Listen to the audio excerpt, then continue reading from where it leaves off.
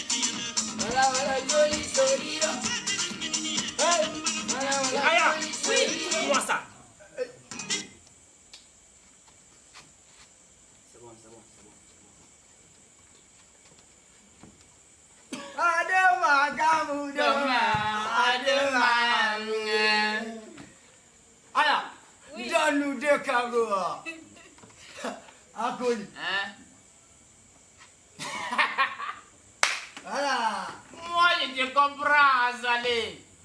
Ce que tu as dit, c'est la vérité. Voilà. Tu es comme un frère pour moi. Ah, je te comprends. Hé, reste tranquille, Akoli. Quand tu as un kango de Bangui devant toi, n'importe qui devient ton frère. Toi, vends ton Bangui et tais-toi. Voilà. Alors, je te répète que tu es mon ami. Et que la chose est vraie. Comment? Il y en a qui s'imaginent qu'ils sont nés la vérité sous la langue et que les autres ne sont là que pour écouter. J'ai une bouche. Et après avoir pris mon kango de vin, je parle à Pissi. Je parle. Et tant pis si on me déteste dans ce village. Et les gens n'ont jamais aimé la vérité. Ils préfèrent toujours le mensonge. C'est vrai. Oui. Quand je dis quelque chose, personne ne me boit. Parce que je bois. Qui ne boit pas? Hein? Personne ne me prend en considération parce que toi et moi, nous portons des culottes déchirées. Voilà! Tu as mis le doigt dans la vérité. Oui, parce que mes culottes sont lamentables. Sinon, la biche que j'ai vue dans mes pièges, un vrai que topo, mais à deux têtes. Une biche à deux têtes? Bien sûr. Et quand j'ai dit ça, personne ne m'a cru. Ah, mon pauvre Akoli. Comment veux-tu qu'un homme qui a la tête sur les épaules croit à cette vision du vrai? Le Bangui te faisait voir d'où? Est-ce que ton Ketobo n'avait pas aussi deux que... Voilà déjà. Azali, je te le dis à toi, mon frère. Le Ketobo avait 4... Hein? Non. 2 têtes. 2 têtes, voilà. Et puis, ce n'est pas tout.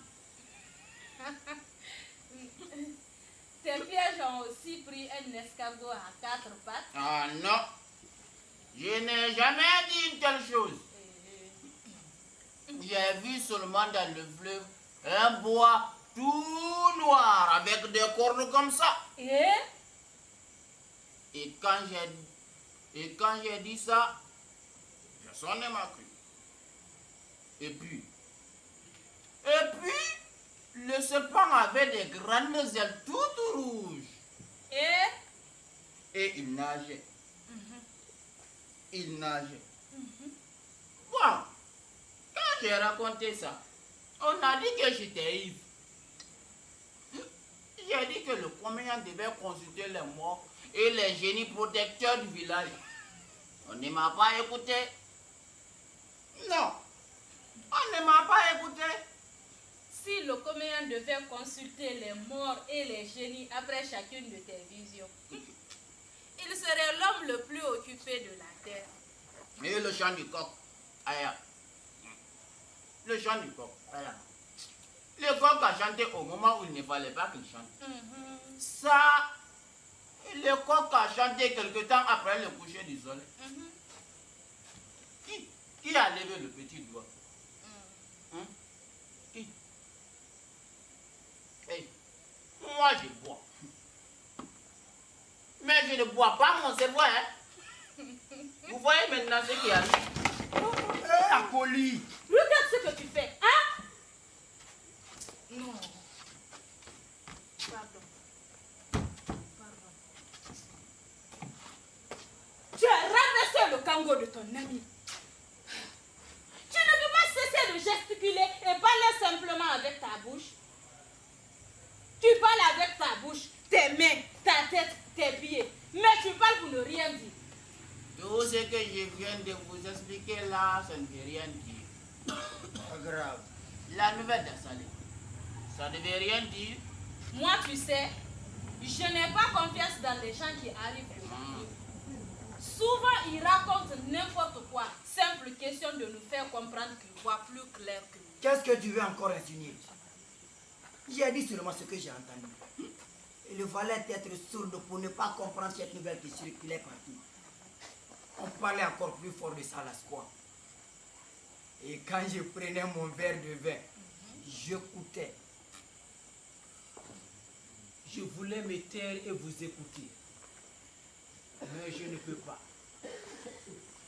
Avoue, Assali, que ton histoire est aussi difficile à croire que les hallucinations de ton ami Akoli. C'est peut-être difficile à accepter, mais je n'ai rien inventé, moi. Moi aussi, j'ai vu les deux têtes de la biche, les ailes du serpent noir, et puis... Les hommes blancs veulent rivaliser avec les dieux. C'est entendu. Dans certains domaines, ils ont réalisé de grandes choses. Je ne le nie pas.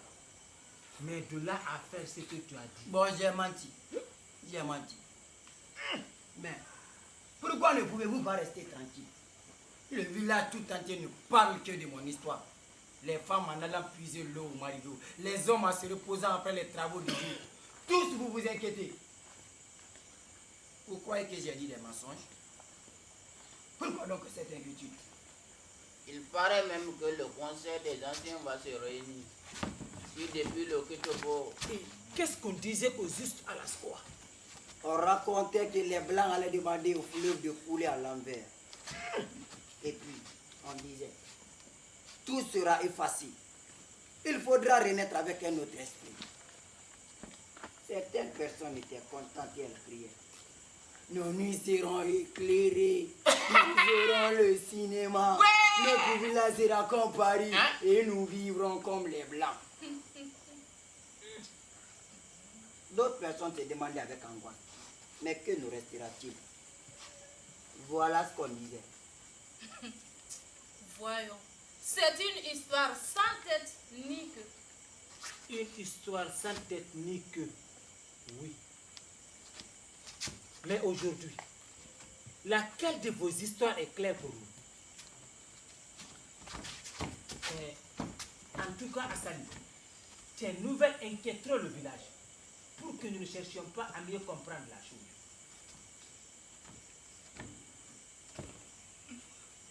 Quand vous aurez compris, il sera trop tard. Ouais. Ah oui, vous comprendrez trop tard. Parce que depuis le bois cornu... Hey, hey! Tu nous fatigues toi avec tes sornettes de Très bien, je me tais.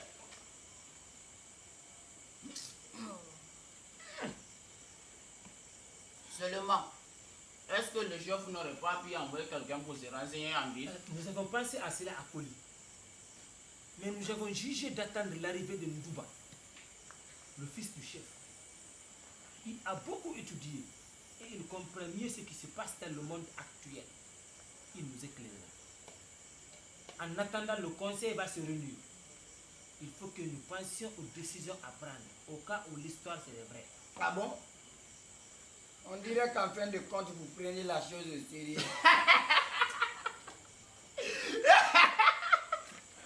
Oh. C'est surtout le chef Anouba qui prend la chose au sérieux. Il en fait presque une maladie. Bon, je dois aller résoudre les autres pour la réunion. Ah, tout se complique dans cette vie. C'est fini à couler. Oui. Hein? C'est fini. Aya, Oui. donne encore. C'est fini pour Quoi? aujourd'hui. C'est fini pour aujourd'hui. On y va. On y va. Accolé. Mon argent. La prochaine fois. Adama Gamodama. Adama Mouri. Ayaon Gamu Yaounde. Yaoundé Mouri.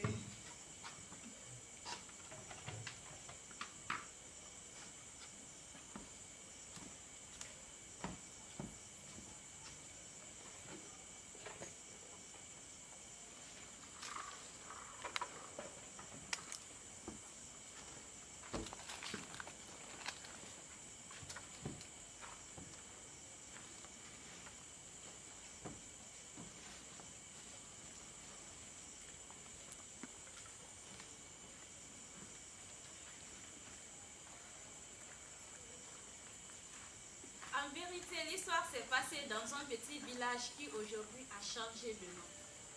Mais qu'importe, elle aurait pu se passer partout. Alors elle parut stupéfiante cette histoire. Aujourd'hui, elle n'étonnerait plus. Mais je ne vous la raconte pas pour vous étonner ni pour vous distraire. Je vous la raconte parce qu'elle se fait encore et qu'il faut y réfléchir ensemble. Car seul, je n'apporte aucune vérité décisive.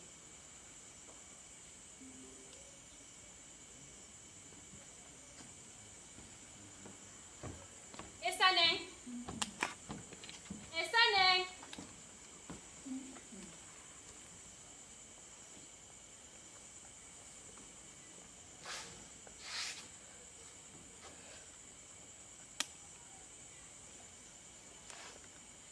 Esaneng. La maison est triste et silencieuse depuis un moment. Toi aussi, tu sembles soucieuse. Hey, tu as perdu ton sourire et tu ne te vois plus que rêveuse. Est-ce le retard de Ndouba qui te met dans cet état? Évidemment, l'absence prolongée de mon mari ne me fait pas plaisir. Hey, Mais ce qui m'inquiète le plus, c'est cette histoire qu'Assalé a propagée dans le village. toi aussi. Comment ne serais-je pas tourmentée moi aussi? Cette affaire commence à prendre des proportions effrayantes. Tu vois, le conseil des anciens vient de se réunir. Moi, cette histoire ne m'alarme aucunement. C'est une invention d'Assali, que l'imagination de chacun grossit de manière fantaisiste. J'avais du mal à admettre l'histoire d'Assalé. Mais ce rêve, Tu as fait un rêve? un cauchemar, oui. Ndouba, Enoku et moi au bord du fleuve. Je ne sais pas ce que nous y faisions, et puis brusquement un vent violent, une tourmente dont les bourrasques arrachaient les arbustes, troublait les eaux du fleuve. Et puis cette espèce de glu où nous étions embourbés. Tout à coup mon fils m'échappe et tombe dans l'eau du fleuve. Je voulais aller à son secours. Je voulais plonger dans l'eau. Mais Ndouba m'a retenu.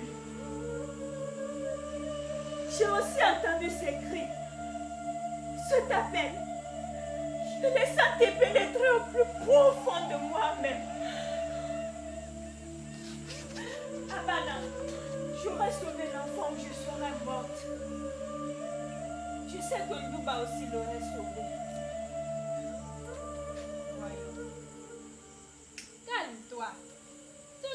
mauvais rêve. Oui, un mauvais rêve. As-tu raconté ce cauchemar à Miss Yalouba? Non. Il est lui-même si agité que je ne lui ai rien dit. Ce matin, il n'a même pas déjeuné. J'ai essayé de le tranquilliser, mais la nouvelle d'Assalé le tracasse beaucoup. Où est-il en ce moment? Il est sorti avec les autres vieux après la réunion du conseil. Je l'ai aussi entendu parler avec Nyango le premier. Peut-être pense-t-il consulter les génies et les manes des ancêtres. D'ailleurs, tout cela est l'affaire des hommes. Alors voici Eunuku s'est réveillé. Il doit avoir faim. Oui, il doit avoir faim.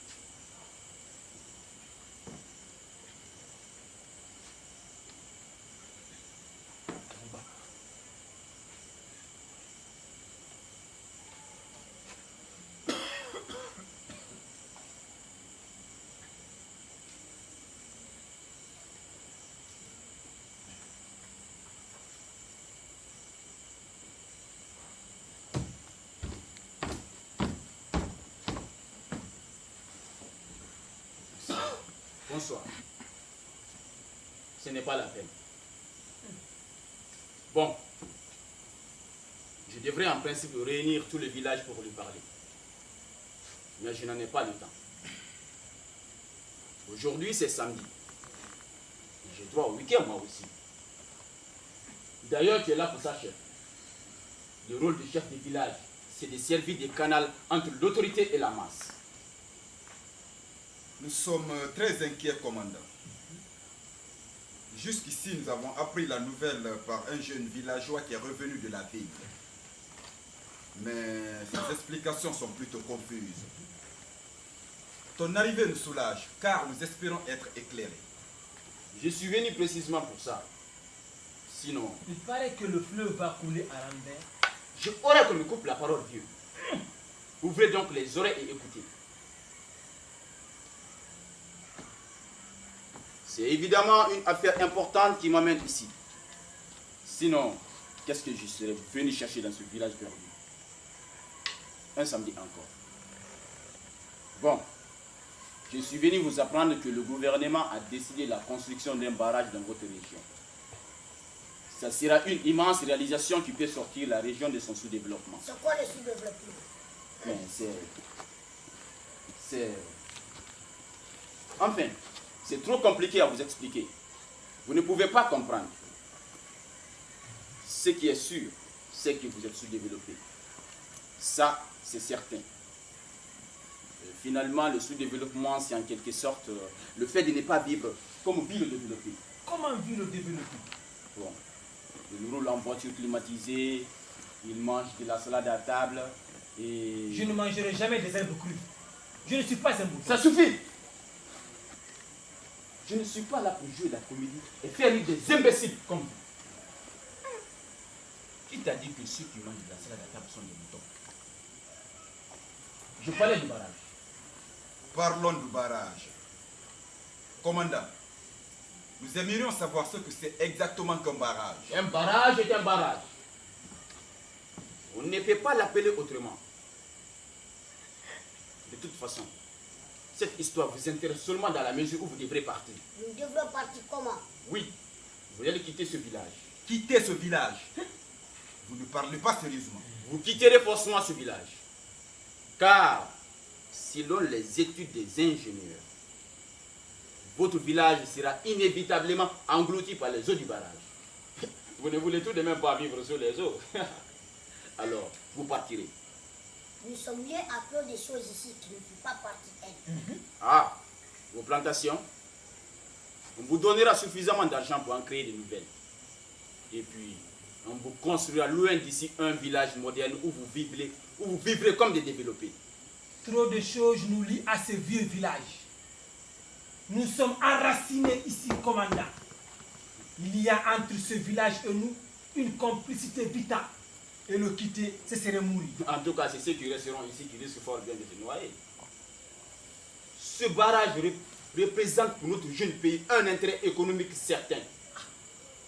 Et pour l'intérêt du pays, on ne saurait avoir des scrupules pour un petit village. C'est individu par individu, village par village, ville par ville qu'un pays est constitué. On ne peut pas ne pas compter avec lui. Chef, le monde s'en va à la vitesse de la flèche que le chasseur donne. Nous ne pouvons plus nous permettre d'aller au rythme de l'escargot. Ceux qui vont à la vitesse de la flèche voudront aller de plus en plus vite.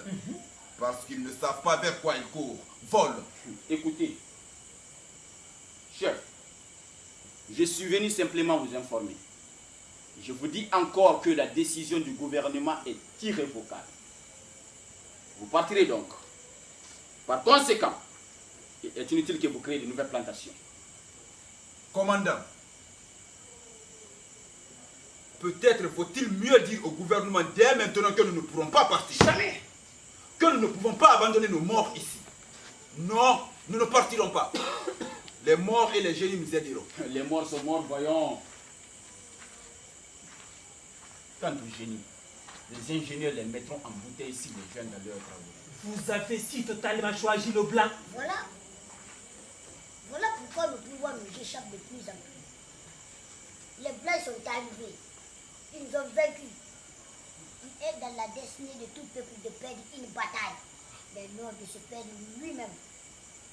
Nous sommes en train de nous perdre entre les génies et les Blancs. Vous, notre avenir est en train de choisir le blanc. Nous autres vieux, nous savons que les Blancs ne peuvent pas remplacer les génies. Ils ne peuvent triompher de non plus. Nous avons cet espoir tant que nous respecterons les morts et les génies. Vous ignorez toujours les problèmes du monde actuel. Vous voyez les choses comme nous autres les voyons. Je n'ai pas le temps de vous expliquer. Mon devoir était de vous avertir de ce qui va se passer. Il faut que vous sachiez aussi que nous, le gouvernement, nous travaillons dans votre intérêt. Vous travaillez dans notre intérêt, sans tenir compte de notre point de vue. S'il fallait tenir compte de l'opinion de chaque individu, de chaque petit village, on ne s'en sortirait plus. Êtes-vous certain d'avoir raison? Je n'en sais rien, moi. Je suis là, moi aussi, pour exécuter des ordres d'en haut. Ce dont je suis sûr, c'est que dans le monde actuel, on n'a pas raison ou tort. On accepte un tort, on impose sa raison. Voilà, moi je m'en vais. Chef, je te charge de dire la nouvelle aux villageois. Dis-leur de s'apprêter à partir. On vous tiendra au courant de l'évolution de la situation.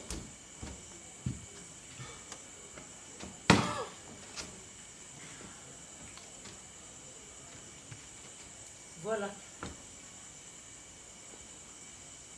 Il est venu, il a parlé et il est parti. Maintenant, il faut obéir. Quelle époque! Le fils échappe à son père et à sa mère et travaille à se perdre. Comment les sauver, eux, nos fils? Comment nous sauver? Nous lutterons avec l'aide des dieux. Là réside notre ultime espoir. Nyango, Oui, plus que jamais nous devons aller consulter les esprits. oui. Ensuite, nous attendrons les explications de mon fils qui devrait arriver bientôt.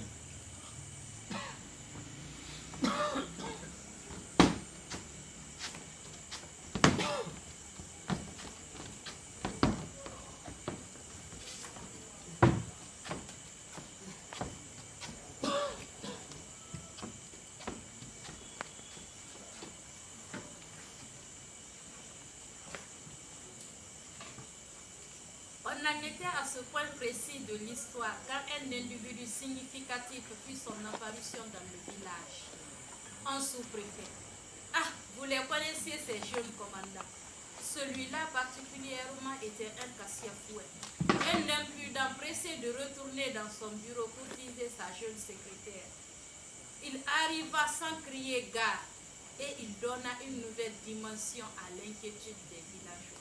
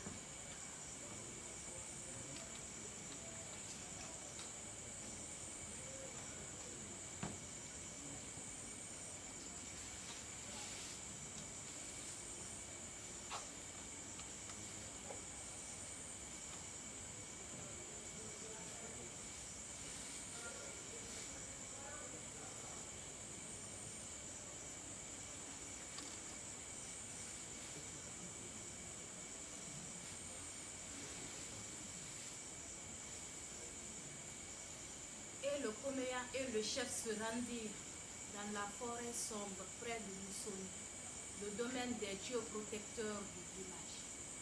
Ils interrogèrent les esprits et ils comprirent que seul le dieu des fleuves pouvait résoudre le problème. Et le chef et le sorcier se rendirent devant le fleuve aux eaux majestueuses. Là, ils reprirent leurs questions, le cœur gonflé de l'attente angoissante. Et il leur fut répondu par les génies. Un grand danger menace le village. Les eaux du fleuve se détournent de leur cours et envahiront tout. Et elles troubleront le sommeil des morts. Et vous aussi, vous aurez perdu la tranquillité, car il viendra un autre monde avec d'autres soucis. Oui, ce qui fut s'effacera. Autre chose sera. Autre chose sera. Autre chose sera. Et l'angoisse de ce qui devait venir immobilisa et le chef et le commerce. Ils demandèrent d'une voix sourde s'il n'y avait pas un remède au mal. Et les génies du fleuve répondirent. Le sorcier traduisit. Les génies des eaux demandent un sacrifice, un holocauste. Ils exigent qu'un jeune enfant au corps tendre, à la voix candide, qu'un jeune enfant aux yeux limpides leur soit offert. Alors seulement ils nous aideront.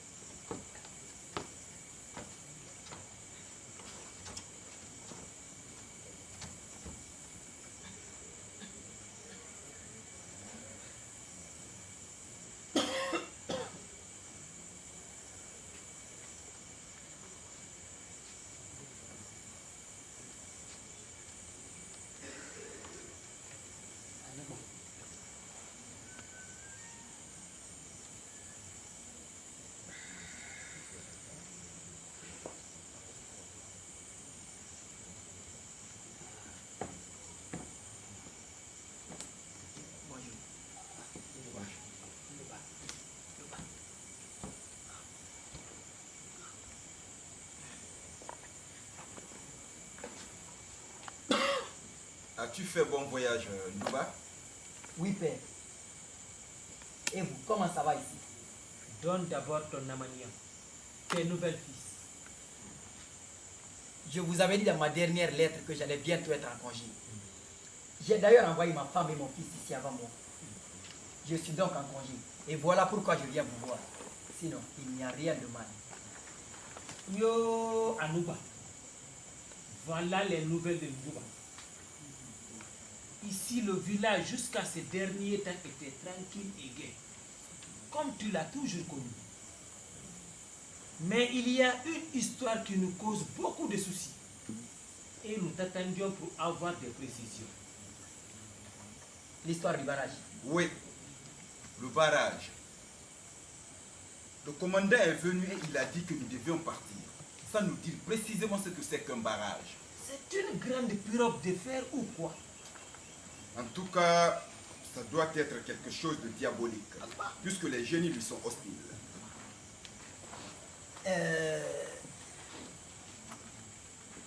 C'est une espèce de pont. Kamousso, Une espèce de grand mur en béton. Tu dois couper le fleuve en deux. Et le fleuve coupé en deux, les eaux gonfleront et inonderont tout ce qui se trouve en amont sur une très grande superficie.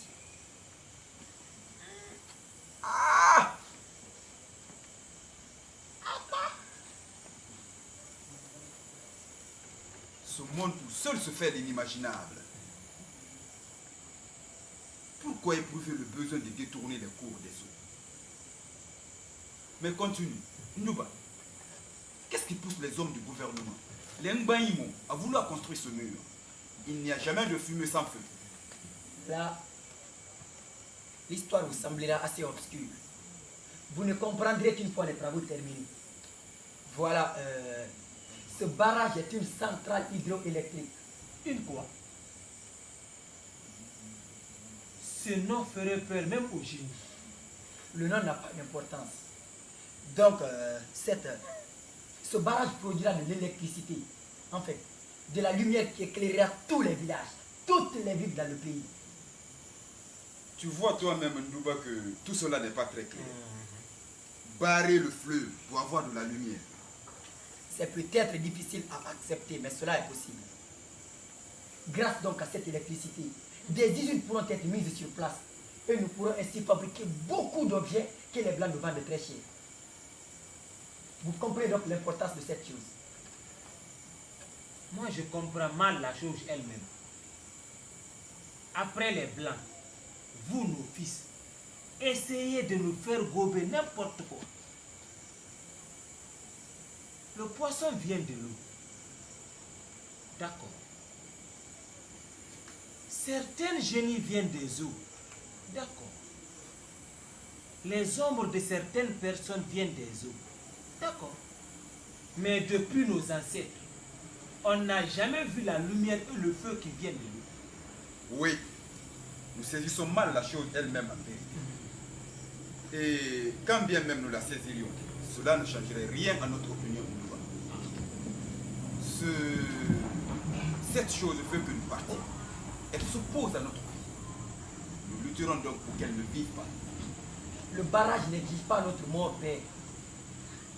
Du moins, nécessite-t-il un simple recommencement sur des bases solides qui nous permettraient d'être plus forts que nous le sommes?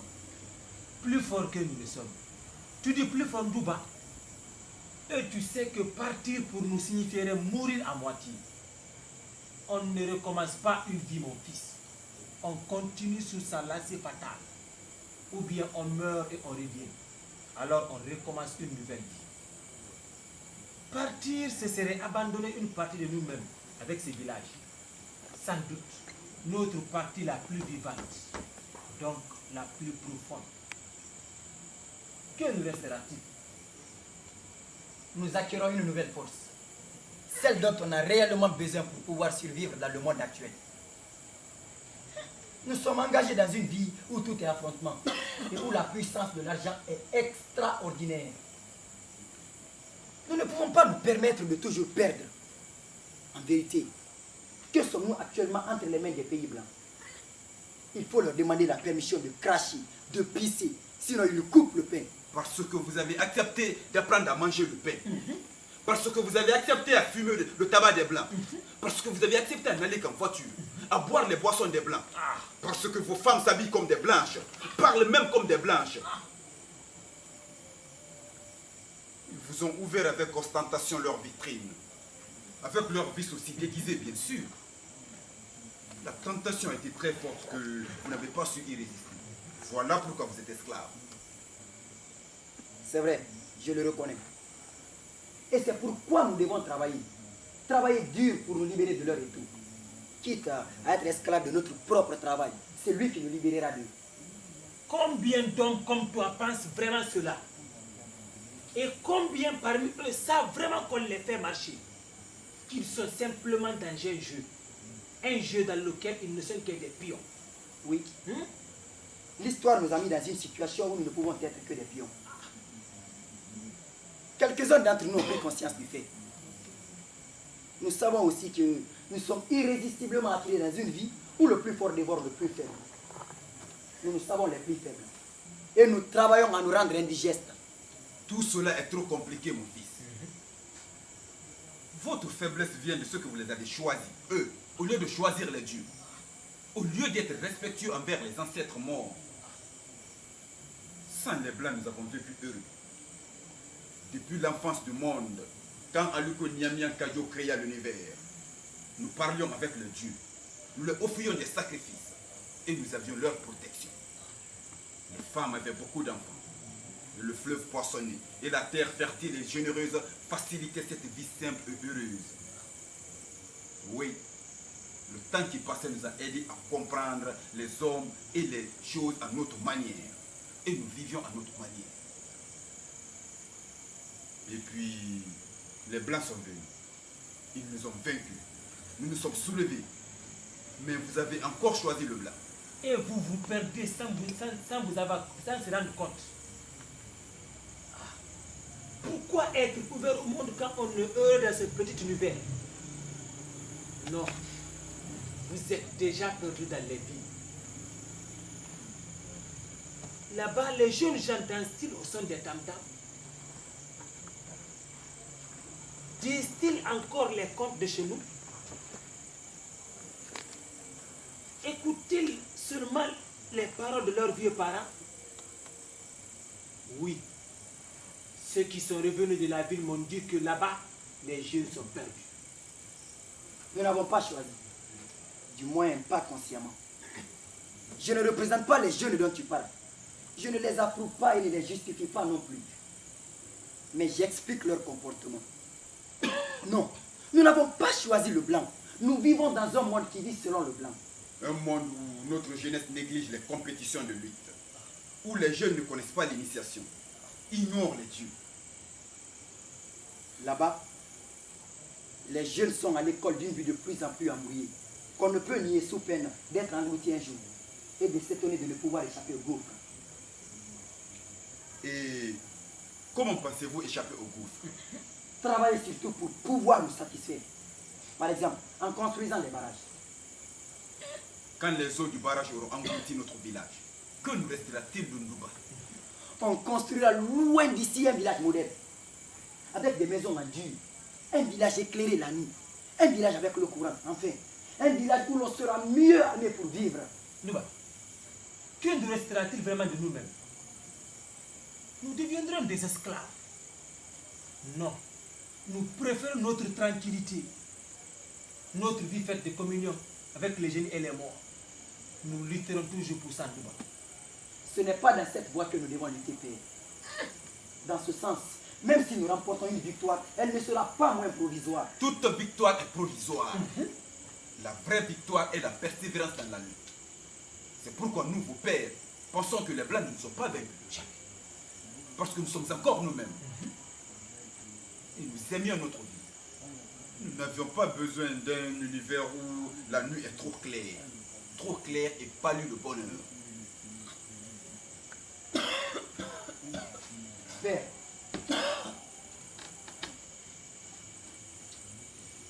vous ne pouvez pas travailler à maintenir l'homme noir intégral. Je veux dire, uniquement lui-même et lui seul. La tranquillité de demain doit se préparer dans les remous d'aujourd'hui. L'homme noir de demain se fait non par celui qui est accroché désespérément au passé, et ni par celui que l'Europe dans son intérêt a perdu en déblouissant,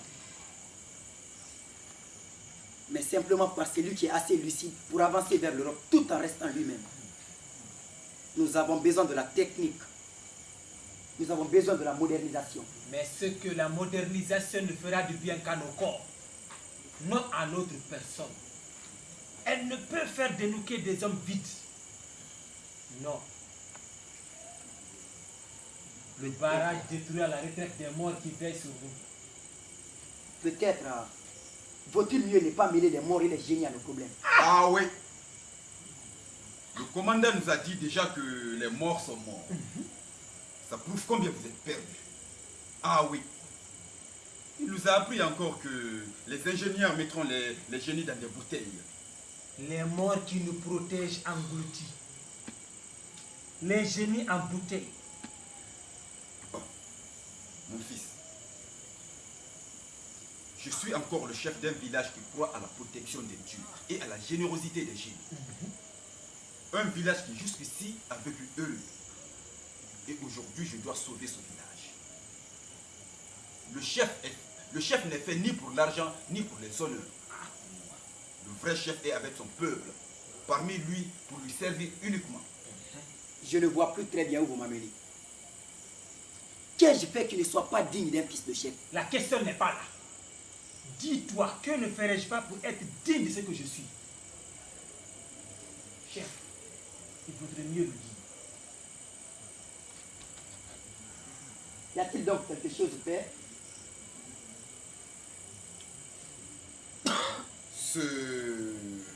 Cette chose, il faut lui livrer une lutte mortelle.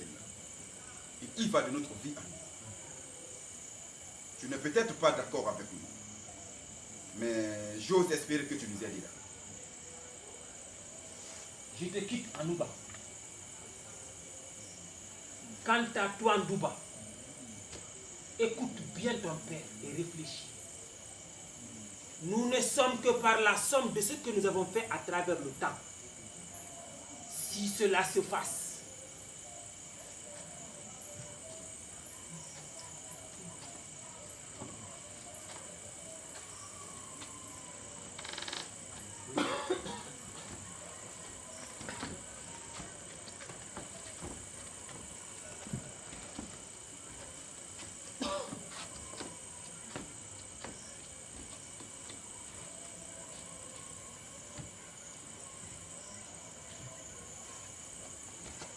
J'écoute, père.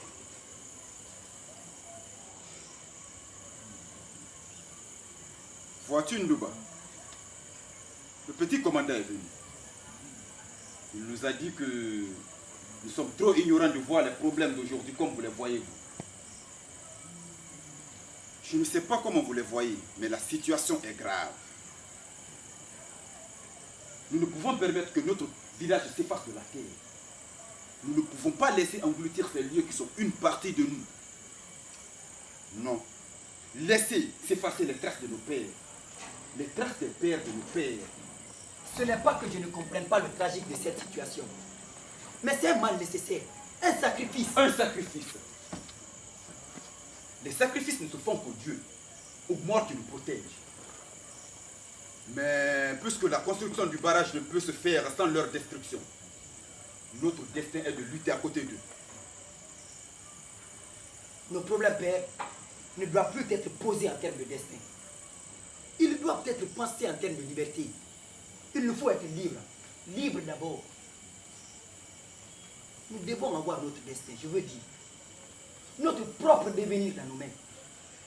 Cela d'abord.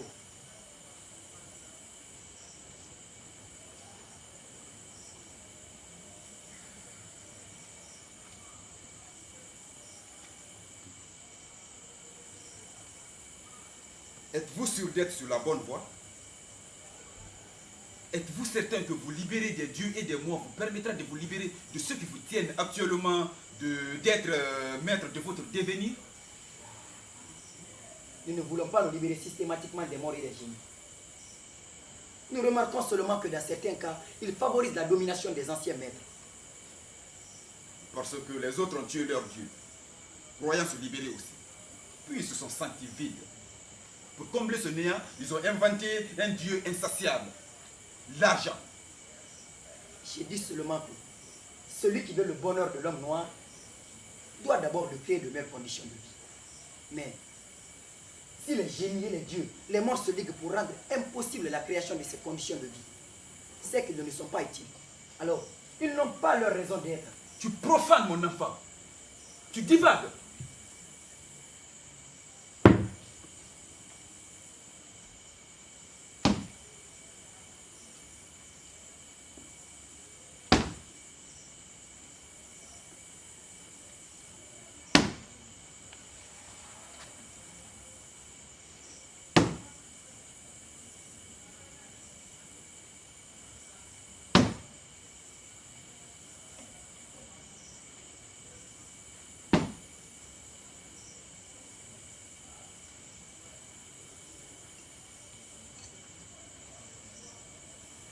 Nuba, allez-moi. Et Nyango, Alice Yao. Nuba, à quoi bao? Et Il a dit chef. Je suis en train de lui parler. Yo, c'est vrai Nuba. Nous sommes allés au mausolée, le domaine des dieux. Et nous les avons interrogés. Ils ont annoncé la terrible nouvelle. Un grand malheur menace le village. oui, je sais.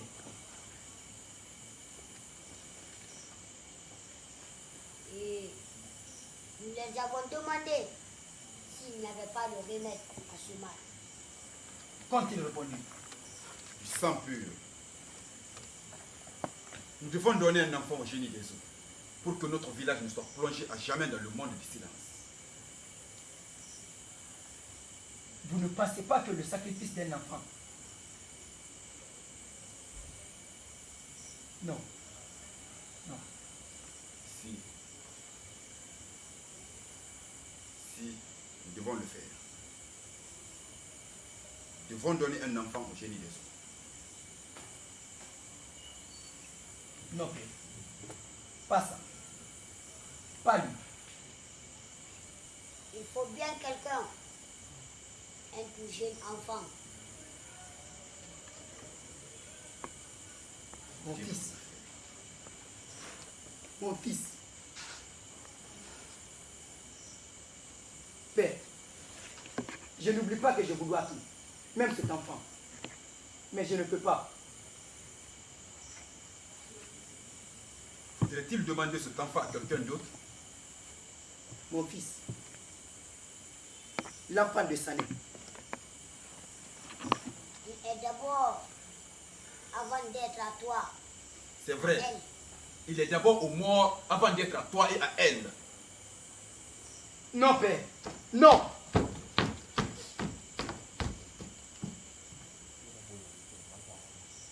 génie des eaux demande. Et ça évite de vendre le souffle. Oui, Nyango. Il est des choses qu'un chef doit supporter pour son peuple.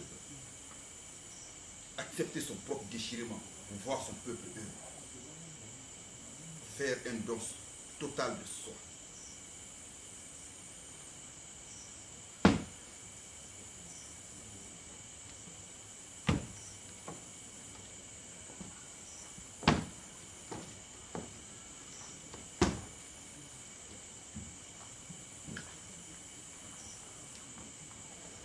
En vérité, il dit non à son père. On n'avait pas le droit de sacrifier son petit garçon à l'implacable, à Samala, le dieu des flots bouillonnants.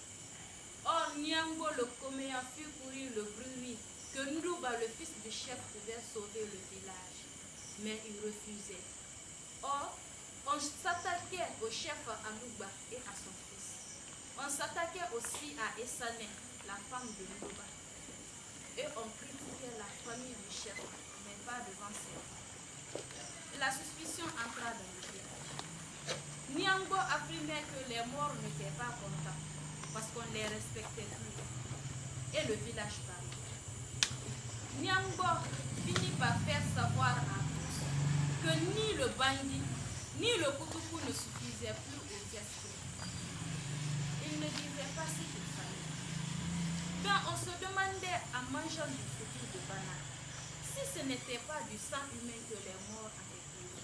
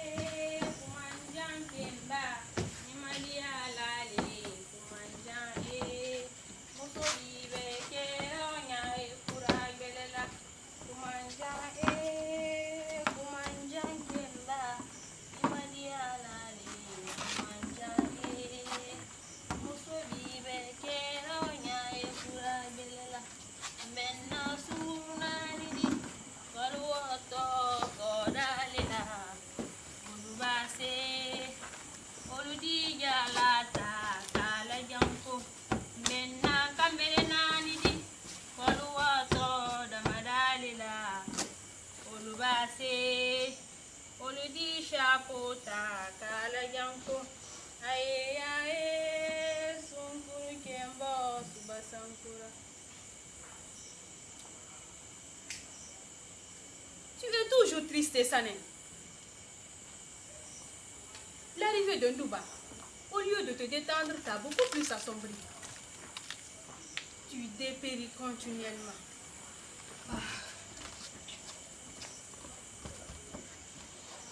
Qu'y a-t-il, Sané? Tu ne peux t'imaginer quel genre d'atmosphère règne chez nous à la maison. Oui. Ndouba, depuis son entrevue avec son père, n'est plus le même homme. Il est devenu aussi préoccupé que son père. Tous les deux sont devenus silencieux. Et c'est comme s'ils cherchaient à s'éviter. J'ai aussi remarqué qu'il n'aime même plus à prendre son fils dans ses bras pour le bercer. Essaye de lui demander ce qui ne va pas. Avant, je ne lui demandais rien. Il me disait ses soucis. Je les partageais. Il me confiait ses joies. Je le soutenais, je les partageais, je l'encourageais. Il me disait toujours ce qu'il pensait. Et nous étions heureux ou malheureux ensemble. Mais maintenant, il ne me dit plus jamais rien. Il pensait, c'est comme s'il avait peur de me regarder. J'ai aussi remarqué qu'il n'aime même plus à prendre son fils dans ses bras pour le bercer. Et ça n'est. Je sais que Ndouba t'aime. Autant qu'il est possible à un mari d'aimer sa femme. Et puis, il y a des choses curieuses qui m'arrivent quand je me promène dans le village. Ah bon? J'ai comme l'impression que les gens me regardent bizarrement et chuchotent je ne sais quoi. Ils me montrent du doigt et semblent faire des gestes de mépris. Mais ne t'inquiète pas et ne fais pas cas de leur attitude.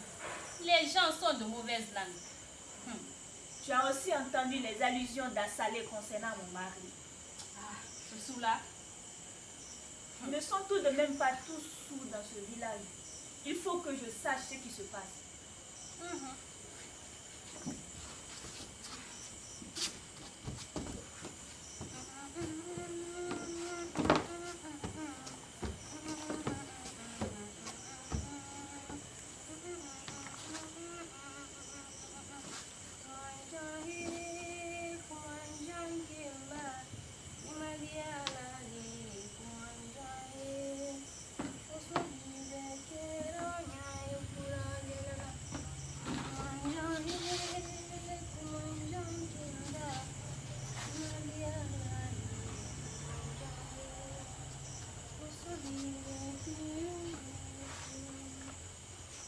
Et Sané, n'oublie pas de parler à ton mari.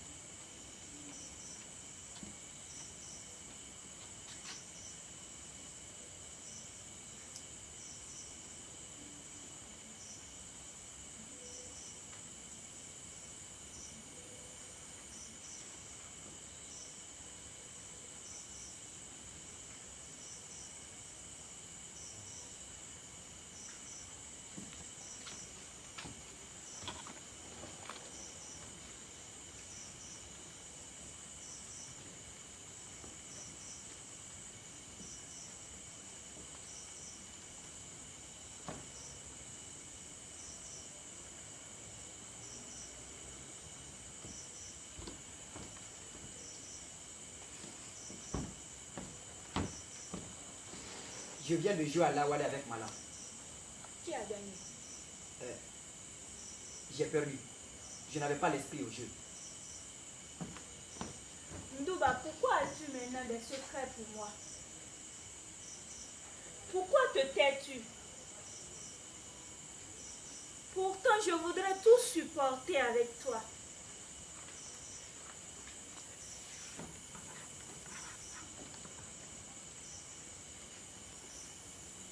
Tu as raison, Isané. J'aurais dû partager cela aussi avec toi. Tu te rappelles, Isané? Tu te rappelles les temps où nous étions en âge de nous marier? Comment pourrais-je oublier? Parmi toutes les filles du village, je t'ai choisi, Isané. Et je t'ai aimé entre toutes. Je n'ai jamais eu à le regretter. Moi non plus. Je n'ai pas eu à regretter mon choix. Pendant tout le temps que nous avons passé ensemble, je me suis toujours félicité de t'avoir choisi comme épouse. Tu te rappelles? Je t'avais choisi le bonheur dans la mesure du possible. Oh Ndouba, comment pourrais-je oublier? Je me rappelle nos premiers clins d'œil. Je me rappelle nos nuits de lune où nous avons dansé comme des fous au son des tam-tams. Je me rappelle tout notre bonheur. Ce bonheur que la naissance de notre fils a rendu encore plus intense. Inyonu, nonaweli bononde. Inyonu, nonaweli bono asoche. Inyonu, nonaweli bono bichele. Inyonu, nonaweli bono asoche. Nyonu, nyonu, weli bono bide. Nyonu, nyonu, kajo.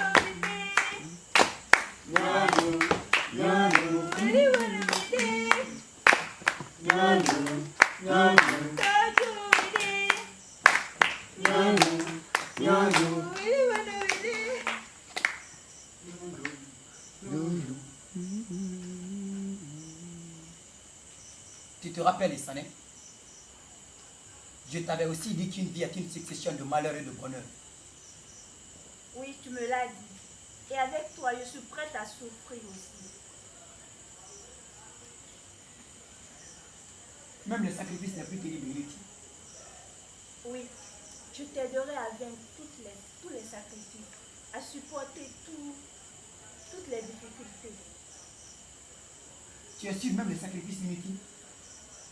Oui, s'il y va de ton honneur. Vois-tu? On commence à dire dans le village que je peux sauver le village. Mais je refuse de le faire. Mon ami, toi et moi, on nous traite d'égoïstes et d'impies. Car, dit-on, je ne veux pas respecter la volonté des morts. Et Sané, qu'y a-t-il de plus terrible que le sacrifice gratuit de soi? J'ai beaucoup réfléchi. Et nous ferons ce que les morts ont commandé. Nous ferons ainsi si tu penses que c'est bien ici. Mais que devons-nous faire? J'aurais voulu te dire autre chose, Sané. Quelques douces paroles pour te voir bien. Mais ce que j'ai à te dire... Si tu me le dis, c'est que tu es obligé de me le dire. Je le comprendrai, Ndouba. Pour empêcher la construction du barrage, les morts et les génies des eaux demandent un sacrifice. Que leur faut-il? Un holocauste. Oui. Un jeune enfant qu'il faut leur immoler. Non. Tu comprends, Isané? Notre enfant? Oui. Le triste honneur que d'être fils de chef. Mais cet enfant t'appartient autant qu'il m'appartient. Tu as le droit de refuser de l'offrir à des génies. Je ne t'en voudrais pas. Toi, tu as le devoir de le sacrifier pour satisfaire les génies. sacrifier le village. Sacrifier notre enfant ne sauvera rien du tout. Pourtant, Isané, nous ne pouvons faire autrement. Il nous faut donner cet enfant. J'ai fait un rêve. Depuis, j'ai eu le temps d'avoir peur, de souffrir, puis de m'habituer à ce rêve, de me résigner à ma souffrance. Oui. Tu me l'avais dit. Mais peut-être le moment n'est pas encore venu pour que nous soyons maîtres de nos rêves.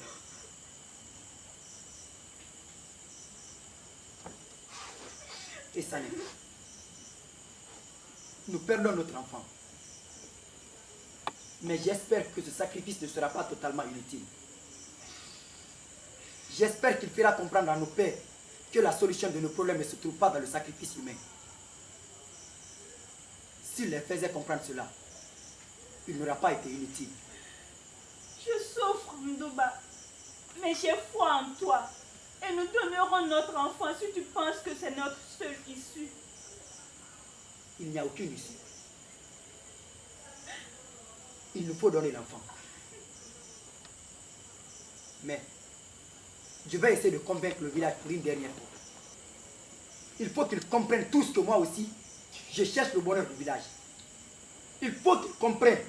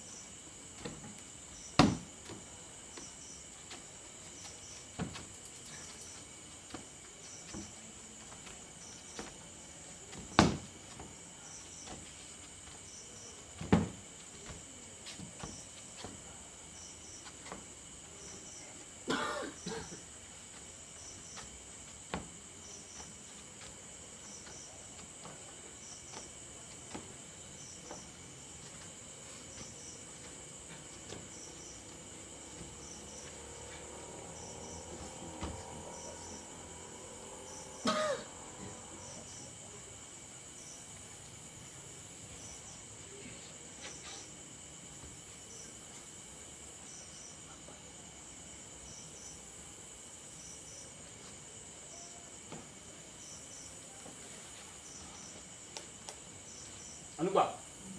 Ah!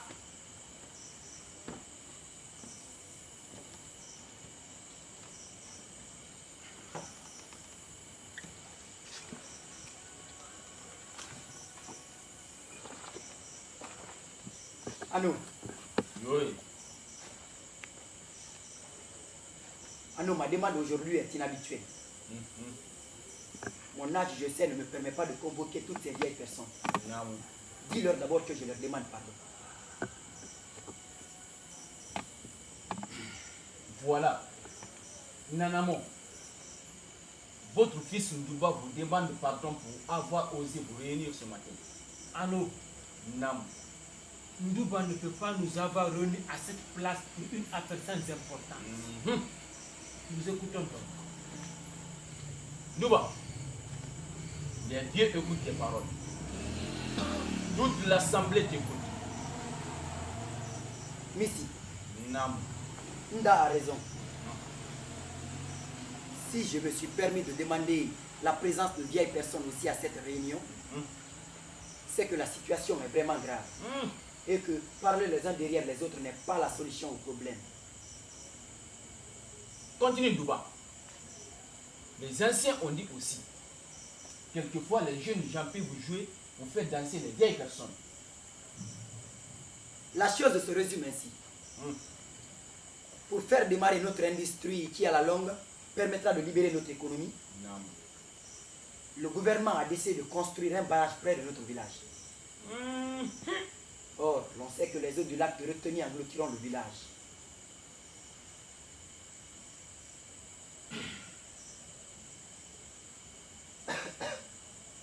Comme tu le sais, nous avons demandé les génies des eaux pour qu'ils empêchent la construction du barrage. Et on n'ignore pas. Ils nous ont demandé qu'on arrive à leur offrir un enfant. Un enfant que je devais donner moi. Oui, je le sais. Tout le monde me critique. Offense ma femme. Pourtant, aucun de vous n'a osé proposer son propre enfant.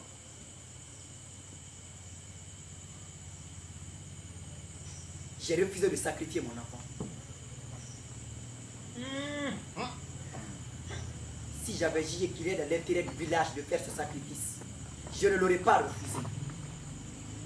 J'ai souhaité cette réunion, non pour me disculper, mais parce qu'il est nécessaire que certains malentendus soient dissipés. Il faut d'abord que nous nous comprenions. Ça quoi? Ça quoi? Vous voyez cette case? La case de mon père. Elle a été témoin d'une discussion déchirante entre mon père et moi. On a parlé longtemps. Il me disait vous, et moi je lui disais vous. Comme si moi et ce qui passe comme moi représentions quelque chose de différent de ce que lui et sa génération représentent. Que nous ne nous soyons pas entendus montre bien à quel point ce que tu représentes est différent de ce que je représente. Père,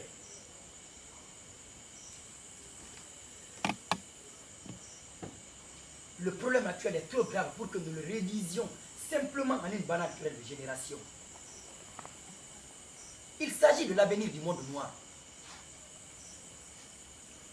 Il s'agit de voir comment il faut résoudre nos contradictions internes pour faire face à l'extérieur.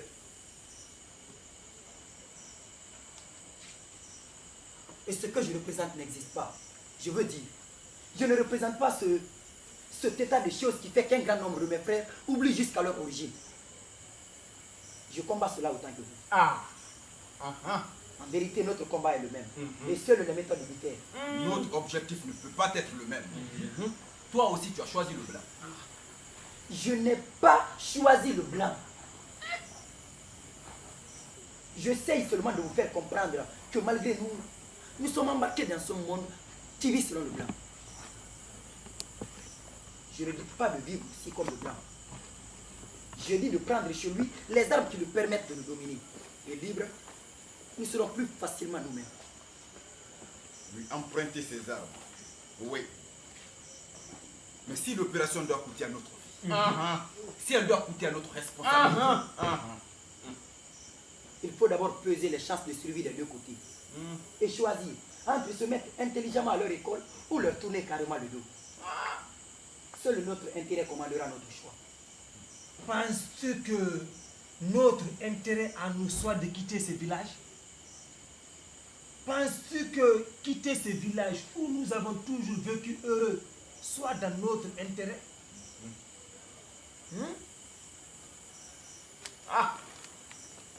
Moi aussi, je connais la peine que j'aurai à quitter ces lieux.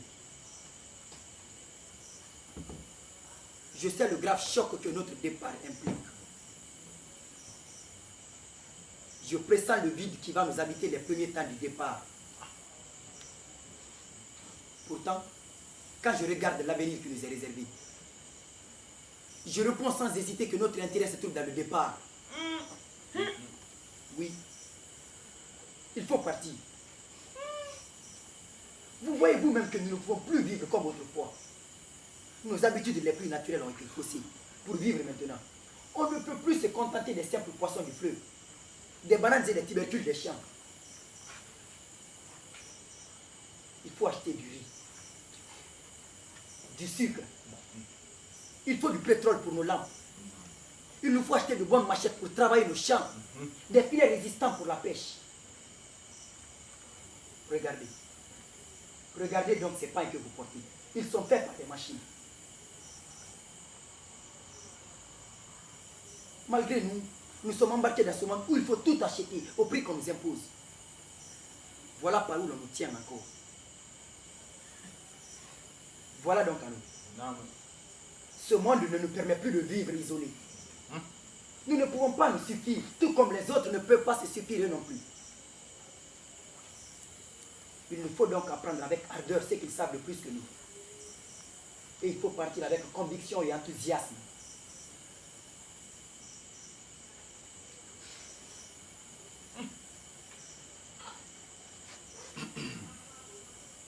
Enfin, du folklore. Enfin, du sacré. Vous ferez du folklore.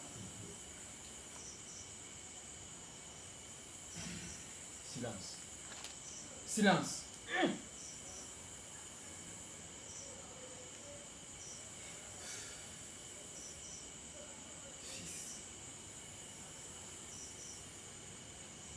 Ano, Oui.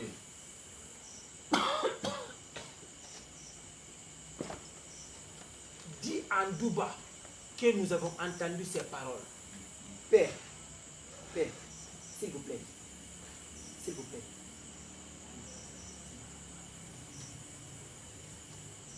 Ano, Oui. dis à cette assemblée que nous nous comprenons. Car ce que nous voulons tous, c'est de former demain un homme noir libre qui soit l'égal des hommes des autres races à tous les points de vue. Il nous manque une chose, Quoi donc? la technique. Elle n'appartient à aucune race. Elle est venue de tous les pays et chacun l'a cultivée avec plus ou moins de succès selon les circonstances. Nous devons nous y mettre. Dis à mon père ami que cet homme noir qu'il a peint, je l'ai déjà rencontré dans nos villes. C'est ce jeune freluqué à cheveux longs, serré dans ses pantalons étroits, adolescent ignorant qu'on se ligue pour perdre. C'est aussi la jeune fille qui se vend chaque soir pour se donner une autre image d'elle. Ah bon? C'est l'homme aussi des villes qui n'a plus remis les pieds au village et pour qui le tam-tam ou le balafon sont de la musique pour campagnard. Dis à cette assemblée, dis-leur que nous partons en guerre contre ceux-là. Ah bon? Nous leur expliquerons les choses. Et s'ils refusent de comprendre, nous leur montrerons combien ils sont ridicules. Notre bataille sera de former des hommes soucieux d'être eux-mêmes et non attirés par un luxe qui les rend forcément esclaves. Il y aura toujours quelqu'un pour faire comprendre à nos filles que ce qui compte, ce n'est pas de ressembler aux filles d'autres races. Que nous les aimons mieux sans pommade et sans faux cheveux. Ah! Que nous aimons leur peau noire et brillante, Namon! leur odeur de cieux. Uh-huh. Et qu'en vérité, elles n'ont pas besoin de se vendre pour être belles. Dis à cette assemblée à nous que nous lutterons et qu'ensemble nous vaincrons toutes les complicités réunies pour nous perdre. Voilà pourquoi partir ne doit pas nous effrayer.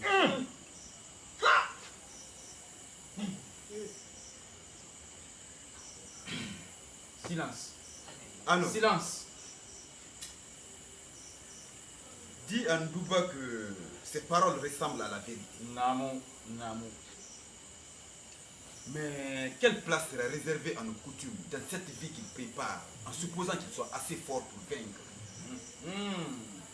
Nous garderons ce qui ne nous empêchera pas de nous. Nous respecterons les rites dans la mesure du possible. Je veux dire, dans la mesure où ils ne sont pas en contradiction avec nos intérêts vitaux.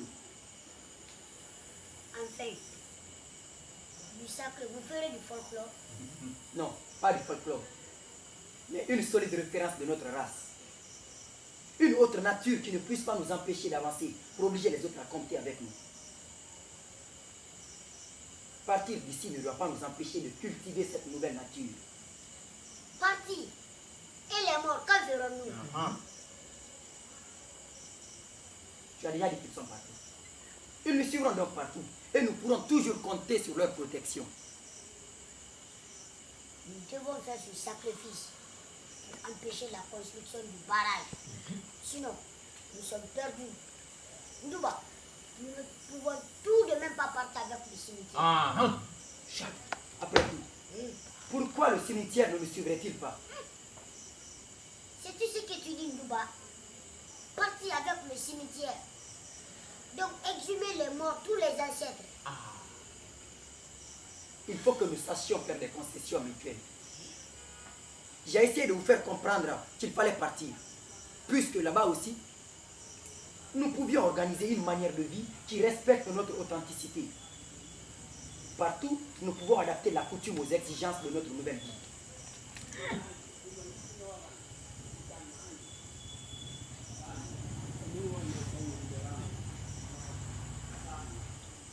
Tout cela n'est qu'un savant bavardage. Mais c'est un savant. Ah, Namo. Depuis que le monde est mort, ce sont les morts qui ont réglé notre vie. Et ce n'est pas maintenant que nous allons commander aux morts. Pas commander aux morts, mais aller progressivement vers la maîtrise de notre devenir. Nous devons croire les morts au génie. Mais nous ne devons pas attendre qu'ils résolvent nos problèmes d'ici-bas. Voilà, Anna. C'est ce que j'avais à vous dire ce matin. Ce que je veux, Namo. ce n'est pas avoir raison contre vous. Je veux simplement clarifier le jeu actuel de notre vie pour que nous puissions choisir en connaissance de cause.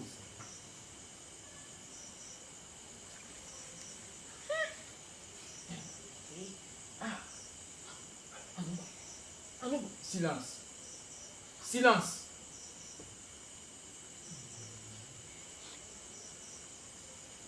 Ano, Oui.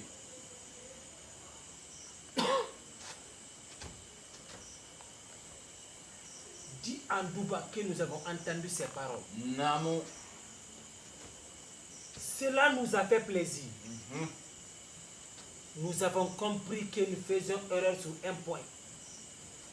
Au moins, ce ne sont pas tous nos fils que le blanc a réussi à perdre. Ndouba nous a rassurés. Mais nous ne pouvons pas suivre dès maintenant les voies qu'il préconise. On ne change pas en un jour une façon de penser enracinée depuis des siècles. Namo. L'avenir est à nos fils. Qu'ils le conçoivent comme ils le jugent bon pour l'homme noir. Demain est à eux. Mais aujourd'hui, nous vivons encore. Namo. Et nous ferons ce sacrifice. Je ne crois pas en ce sacrifice.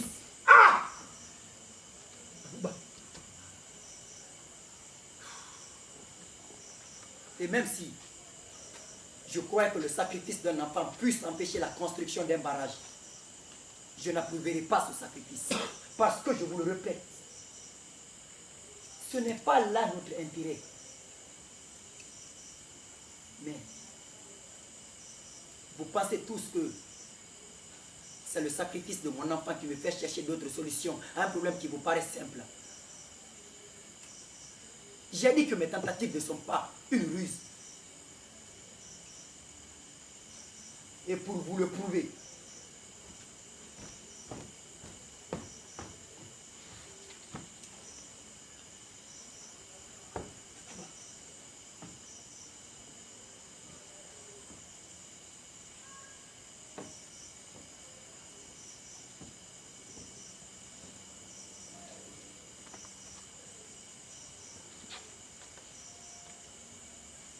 je vous donne mon enfant pour que vous le sacrifiez au génie.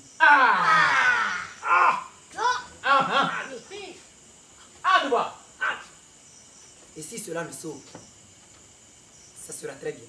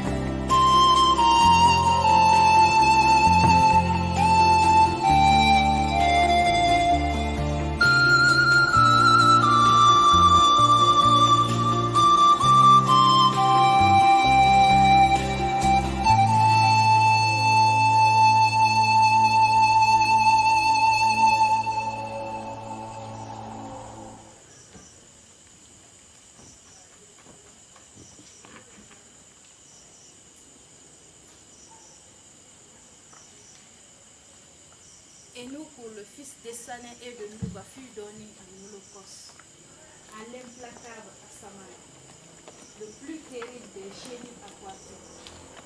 Niambo le coméen parla d'abord aux morts, et puis il s'adressa aux génies. Enfin, il sortit le sable qui ne sort que de nous, et un sang rose teinta le sable, la berge du fleuve. Et puis encore, Freul fut jeté dans les eaux épineuses, sans doute pour l'attirer dans les fonds rocailleuses et sombres du fleuve. Et on attendait.